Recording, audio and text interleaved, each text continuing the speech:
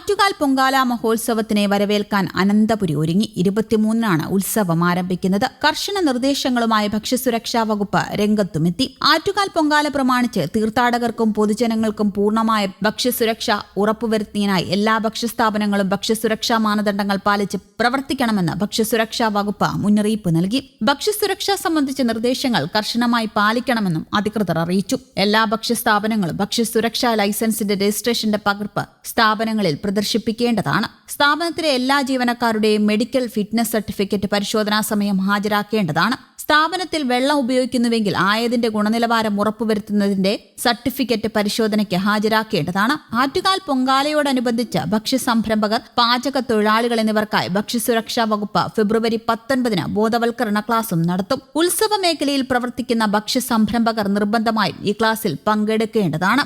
ഭക്ഷ്യസംരംഭകന്റെ പേര്, phone number, ഭക്ഷ്യസുരക്ഷാ registration number എന്നിവ നൽകി മുൻകൂറായി രജിസ്റ്റർ ചെയ്യേണ്ടതുമാണ്. പൊങ്കാല മഹോത്സവത്തോടനുബന്ധിച്ച് അന്നദാനം, ലഘുഭക്ഷണം, ശീതളപാനീയം, ദാഹജല വിതരണം എന്നിവ നടത്തുന്ന സ്ഥാപനങ്ങളും സംഘടനകളും വ്യക്തികളും ഭക്ഷ്യസുരക്ഷാ വകുപ്പിന്റെ രജിസ്ട്രേഷൻ മുൻകൂറായി എടുക്കേണ്ടതാണ്. അക്ഷയ കേന്ദ്രങ്ങളിൽ ഇതിനുള്ള സംവിധാനം ലഭ്യമാണ്. ഓൺലൈനായി സമർപ്പിക്കുന്ന അപേക്ഷയിൽ ബിസിനസ് രീതിയായി ഫുഡ് വെൽഡിംഗ് എസ്റ്റാബ്ലിഷ്മെന്റ് എന്നത് തിരഞ്ഞെടുക്കണം. അപേക്ഷയിൽ ആറ്റുകാൽ പൊങ്കാല എന്ന് രേഖപ്പെടുത്തേണ്ടതുമാണ്. അന്നദാനം നടത്തുന്നയാളുടെ അല്ലെങ്കിൽ ഉത്തരവാദിത്തമുള്ള ആളുടെ അഡ്രസ് പ്രൂഫ് അപേക്ഷയോടൊപ്പം സമർപ്പിക്കേണ്ടതാണ്.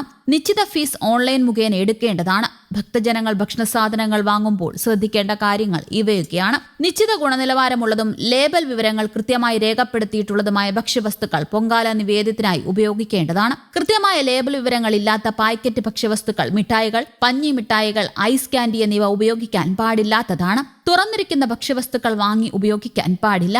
ശർക്കര, കൽക്കണ്ടം, എണ്ണയിൽ പൊരിച്ച ഭക്ഷണസാധനങ്ങൾ എന്നിവയാണ് ഇത്.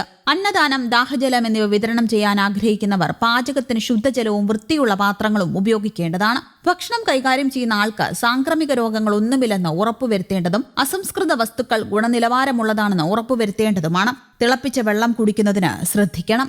സർബത്ത്, നാരങ്ങാവെള്ളം, തണ്ണിമത്തൻ മുതലായ ശീതളപാനീയങ്ങളിൽ ശുദ്ധജലം ഉപയോഗിച്ച് നിർമ്മിച്ച ഐസ് ആണോ എന്ന് ശ്രദ്ധിക്കേണ്ടതാണ്. പാകം ചെയ്ത ഭക്ഷണസാധനങ്ങൾ നിശ്ചിത ഊഷ്മാവിൽ സൂക്ഷിച്ചിട്ടുണ്ടെന്ന് ഉറപ്പുവരുത്തേണ്ടതാണ്. പാകം ചെയ്ത ഭക്ഷണസാധനങ്ങൾ വൃത്തിയുള്ള ചുറ്റുപാടിലാണ് വിതരണം ചെയ്യുന്നത് എന്നും ഉറപ്പുവരുത്തണം. പൊതുജനങ്ങൾക്ക് ഭക്ഷണത്തിലെ മായം കണ്ടുപിടിക്കുന്നതിനുള്ള പ്രാഥമിക പരിശോധന നടത്തുന്നതിന് സഞ്ചരിക്കുന്ന ഭക്ഷ്യസുരക്ഷാ ലബോറട്ടറിയുടെ സേവനം ക്ഷേത്ര പരിസരത്ത് ലഭ്യമാണ്. ഭക്തജനങ്ങൾക്ക് ഭക്ഷണവുമായി ബന്ധപ്പെട്ടുണ്ടാകുന്ന പരാതികൾ 1800-425-1126 എന്ന ടോൾ ഫ്രീ നമ്പറിൽ വിളിച്ചറിയിക്കാം. അതിനിടെ പൗരസമിതികൾ, റെസിഡന്റ് അസോസിയേഷൻ, തൊഴിലാളി സംഘടനകൾ തുടങ്ങിയവയുടെ ആഭിമുഖ്യത്തിൽ പൊങ്കാലയാഘോഷത്തെ വരവേൽക്കുന്നതിനുള്ള ഒരുക്കങ്ങളും പുരോഗമിക്കുകയാണ്. മണക്കാട്, ഐരാണിമുട്ടം, കിഴക്കേക്കോട്ട, പുളിമൂട, അമ്പലത്തുമുക്ക്, വഞ്ചിയൂർ തുടങ്ങിയിടങ്ങളിലെല്ലാം വിവിധ സംഘടനകളുടെ ആഭിമുഖ്യത്തിൽ പൊങ്കാല മുന്നൊരുക്കം ആരംഭിച്ചിട്ടുണ്ട്. പൊങ്കാല തലേന്ന് വിവിധ കലാപരിപാടികൾ, പൊങ്കാല ദിവസം അന്നദാനം, പൊങ്കാല അർപ്പിക്കാനെത്തുന്ന ഭക്തർക്ക് സൗകര്യങ്ങൾ ഏർപ്പാടാക്കൽ തുടങ്ങിയവയാണ് ഇവർ ഒരുക്കുന്നത്. ചില സ്ഥലങ്ങളിൽ മെഡിക്കൽ സർവീസും സംഘടനകളുടെ നേതൃത്വത്തിൽ ഒരുക്കും. പൊങ്കാലയ്ക്കുള്ള മൺകലങ്ങളും ഇത്തവണ നേരത്തെ എത്തി. കിഴക്കേക്കോട്ട മുതൽ മണക്കാട് വരെ റോഡ് വക്കിൽ മൺകലങ്ങളുടെ ശേഖരം നിരന്നു. ചെറുതും വലുതുമായ കലങ്ങൾ, അടുപ്പ്, ചിരട്ടത്തവി,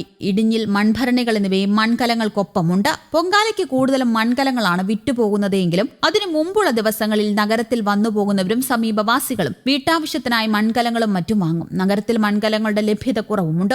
ഒരു പിടി അരിയിടാൻ പറ്റുന്ന 25 രൂപയുടെ കലം മുതൽ 3/4 കിലോ അരിയിടാൻ പറ്റുന്ന 250 രൂപയുടെ കലം വരെ ഇവിടെയുണ്ട്. മറ്റു ജില്ലകളിൽ നിന്ന് പൊങ്കാലയ്ക്കെത്തുന്നവർ പ്രസാദം കൊണ്ടുപോകാനുള്ള സൗകര്യത്തിന് ചെറിയ കലങ്ങളാണ് വാങ്ങുക. പൊങ്കാല ഉത്സവത്തിന് തുടക്കം കുറിച്ച് കാപ്പുകെട്ട് ചടങ്ങ് 23-ന് വൈകിട്ടിന് 5:30 നടക്കും. മാർച്ച് 3-നാണ് പൊങ്കാല.